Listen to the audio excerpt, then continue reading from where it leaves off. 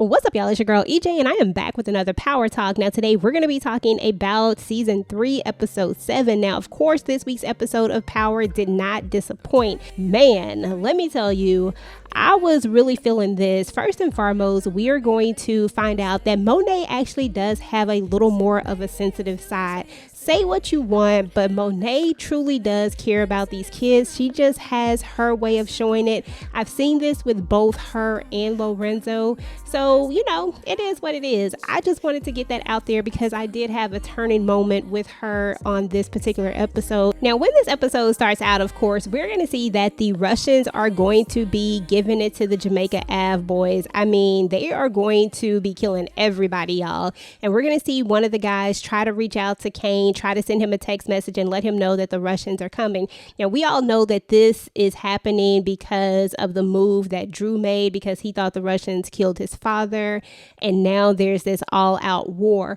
We are also going to see in this particular episode that your boy Brayden is going to stumble across some information that is going to be pertinent and very, very important in this. It is also going to finally let us see that the reason why we all had this icky feeling about Uncle Lucas is because Uncle Lucas really is trash, y'all. He and Kiki are both in cahoots with this whole Ponzi scheme that Weston Holdings has going on, and Brayden end up stumbling across it. Now, what Brayden is going to do with this information, we don't know. Hopefully he tells somebody, though. Now, we are also going to see in this episode that Lauren finally tells Reek about the Rico case. He gets her to trust him by basically recording Effie saying that she was the one who did this and that Tariq had no way of knowing about it, that he had no idea about it, because Lauren said that she needed proof that he could be trusted because she's been fed all of this information by Sax and the others. So this was his way of getting that proof. Now, it looks like Reek possibly is about to set your girl Effie up.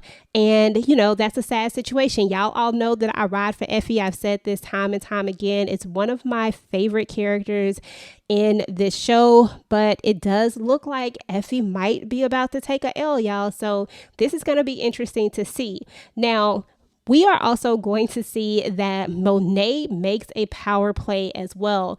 Now, Gordo got a little bit beside himself in this episode. He decided to say some things to Monet, and I'm just like, dude, why would you say this to her? Like, Monet is cutthroat, you know, say what you want about her, but she doesn't mind pulling the trigger, and she will find a way to get rid of you if you need to get rid of. So when Monet actually pulls together and makes Kai the scapegoat, the fall guy for the Russian war as well as Lorenzo's death, it kind of kills two birds with one stone. Now, Drew, of course, is going to find out about this because he's going to see it on Gordo's phone, and he's going to go and kill his lover right after just being in the sack with him. So your boy Drew doesn't mind pulling that trigger either. Now, we are also going to see there is going to be a tender moment between Monet and Diana. It's about as tender as it can get. But like I said, I really do feel like this character really cares about her children. She just has her own way of showing it. And it might be about the way she was raised, the way that they're raising them up in this game. She may be trying to make them tough. I really don't know. I just saw something different in this episode with this character as it relates to how she interacts with all of her children. So anyway, we're going to see that they're going to be having a conversation because, you know, Monet has been trying to reach out to her and she hasn't been returning her calls because she's going through something with those slimy Salim. And, you know, she just tells her, like, look, you're smart. You're just like me.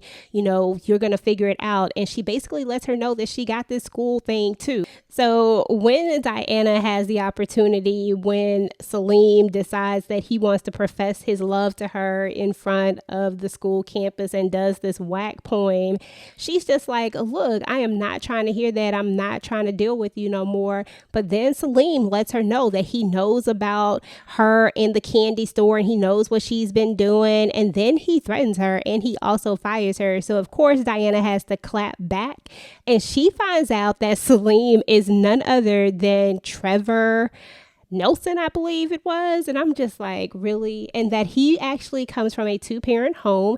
Now, we all know that Salim is always talking about his single mother, and his parents were actually white. He was adopted when he was a baby. So he was raised up in this home his entire life. They actually were supporters of the previous president. They are from money. And I'm just like, Salim, what are you doing? What are you talking about? So for whatever reason, Trevor decided he wanted to be Salim, and he wanted to be somebody completely different. And dude is a complete fraud and living this double life, I guess you would say, or who knows. But anyway, she basically got him told and is like, look, if you don't want this to come out, then I suggest that you chill. And then she's like, you're going to pay me more. You're going to cut back your hours so that other people can actually make more hours who really need it, because clearly you have a trust fund and don't need it. So it's crazy. So anyway, y'all, that was an interesting part of this episode. We're also going to see where there's going to be a moment where the A team actually might have got a win. We're going to see that they're going to send Angela's nephew. I can't think of what his name is, y'all. He's just Angela's nephew for right now until I can remember his name. But he's going to go in dressed as like a homeless guy, and he's going to find one of those cups. And one of these people from Weston Holdings has left the actual drug packaging in the bottom of the cup.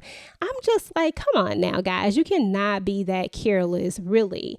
But he finds that, and they're able to figure out that all of the drugs from, the schools and the Weston Holdings, like all of these things are all connected. So, there's that. So now they're able to say that they're coming from one source, and they've already seen Diana put those drugs into the box. She's already been caught there. So, they have a little bit of a win for them. And then they're going to try a big flex move when they're able to actually tie all of this together. And Jenny, of course, is finally going to tell Blanca and the other guy. I really can't think of this guy's name for whatever reason. It's escaping me.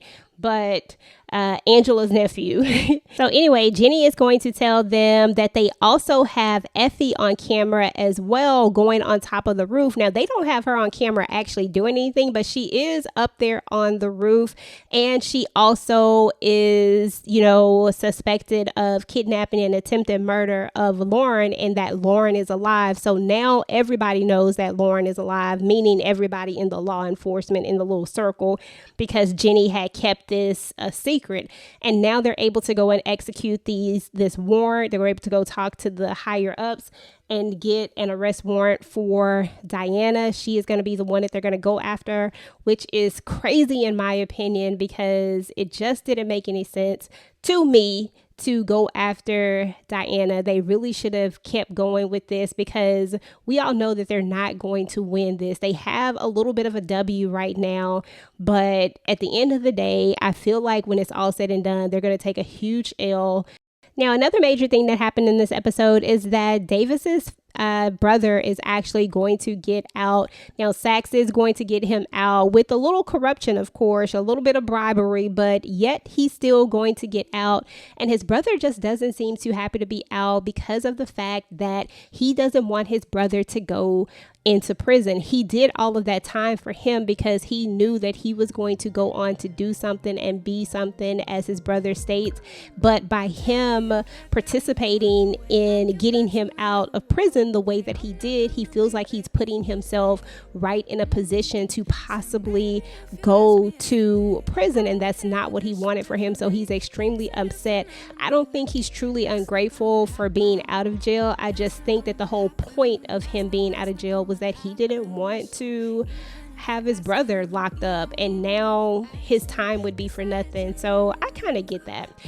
So anyway, y'all, that is what's up with some of the moments of power on this particular episode. Let me know what your best moments were about this episode. Go ahead and get the conversation started down below.